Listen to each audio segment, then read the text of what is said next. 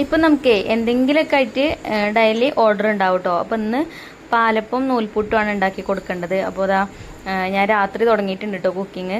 നൂൽപുട്ട് രാത്രിയിൽ ഉണ്ടാക്കി വെക്കും. രാവിലെ 4:30 5 മണിക്കൊക്കെ കൊടുക്കേണ്ടതാവുമ്പം രാവിലെ എണീറ്റിട്ട് നമ്മൾ ഒന്നും ഉണ്ടാക്കിയാൽ ആയി കിട്ടൂല. അപ്പം നൂൽപുട്ട് ഞാൻ രാത്രി റെഡിയാക്കും കേട്ടോ. ഒരു 10 മണിയൊക്കെ ആവുന്ന സമയത്ത് നൂൽപുട്ട് ആ നേരത്താണ് ഉണ്ടാക്കല്. അപ്പോൾ ആദ്യം പാലപ്പത്തിനുള്ള മാവ് റെഡിയാക്കി വെച്ചു. പാലപ്പം ഞാൻ തരിയൊക്കെ കാച്ചിയാണ്ടാണ് കേട്ടോ മാവ് ഉണ്ടാക്കിയിട്ടുള്ളത്.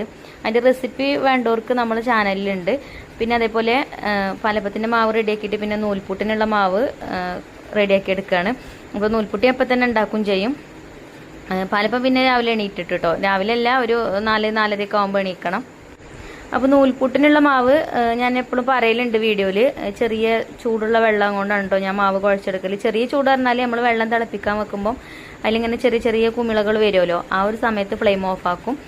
എന്നിട്ട് പൊടിക്ക് കുറേശ്ശെ ഒഴിച്ചിട്ട് അങ്ങനെ കുഴച്ചെടുക്കും കേട്ടോ. എന്നിട്ട് ആ ഒരു മാവ് വെച്ചിട്ടാണ് നമ്മൾ നൂൽപുട്ട് ഉണ്ടാക്കുക. അതാ കണ്ടില്ലേ, നല്ല ഈസി ആയിട്ട് തന്നെ നമ്മൾ അച്ചന്ന് പോരും കേട്ടോ. ഇത് മരത്തിൻ്റെ അച്ചാണ്.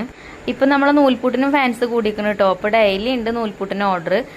ഇന്നും ഉണ്ടായിനും. ഇതിപ്പോൾ 2 ദിവസം മുന്നെടുത്ത വീഡിയോ ആണ്. പിന്നെ ഇപ്പോൾ ഗ്യാസിന് ക്ഷാമമായതുകൊണ്ട് വിറകുണ്ടായിരുന്നു. അപ്പോൾ വിറകടുപ്പത്ത് തന്നെയാണ് കേട്ടോ ഉണ്ടാക്കുന്നത്.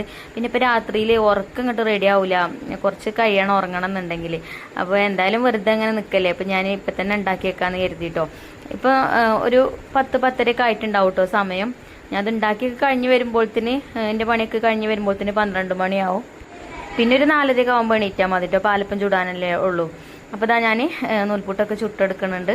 ഇനിയിപ്പോൾ ഇത് രാത്രി ഉണ്ടാക്കി വെച്ചിട്ട് ഒരു കുഴപ്പം ഉണ്ടാവില്ല കേട്ടോ. നല്ല സോഫ്റ്റ് ആയിട്ടുള്ള നൂൽപുട്ടാണ്, അങ്ങനെ ബലം വെക്കൊന്നുമില്ല.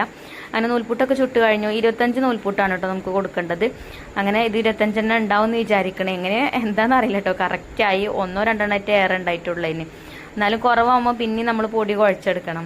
അത് പാകമായിട്ടോ. അപ്പോൾ പിന്നെ ഭയങ്കര സന്തോഷം.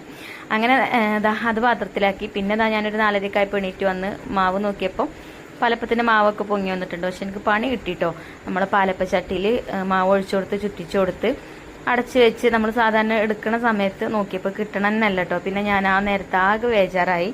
ഒരാണെങ്കിൽ 5:30 എത്തിച്ചാൽ മതി എന്ന് പറഞ്ഞിരുന്നു. പക്ഷേ ഒരു 4:45 ആയപ്പോഴത്തേനും ഒരു വിളിച്ചിട്ടോ, ഉസ്താദന്മാർ വന്നിക്കണ് ഫുഡ് കൊടുത്തയച്ചോ ചോദിച്ചിട്ട്.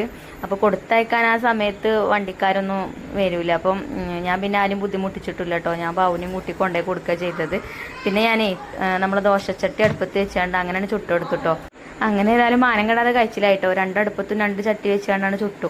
കണ്ടോ, നല്ല ടേസ്റ്റി ആയിട്ടുള്ള പാലപ്പാണ് കേട്ടോ. മാവ് സൂപ്പറാണ്. പക്ഷെ എൻ്റെ പാലപ്പച്ചട്ടി മോശമായതുകൊണ്ടാണ് കേട്ടോ പാലപ്പം പോലെ കിട്ടാഞ്ഞത്. എന്നാലും കുഴപ്പമൊന്നുമില്ല, നല്ല ടേസ്റ്റുള്ള പാലപ്പാണ്. അപ്പോൾ റെസിപ്പി വേണമെങ്കിൽ ഞാൻ ലോങ് വീഡിയോ ചെയ്തിട്ടുണ്ട്, കണ്ടു നോക്കിട്ടോ.